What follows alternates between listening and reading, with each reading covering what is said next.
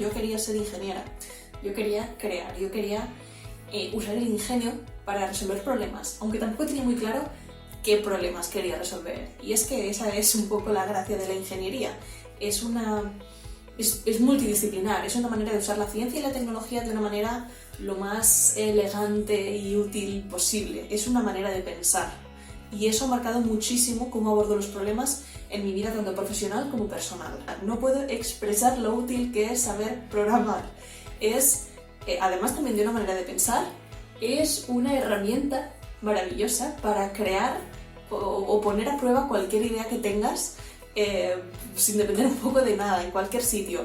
Y eso me gusta mucho, es muy gratificante poner a prueba tus ideas. En cualquier caso, como consejo personal, anímate con el STEM.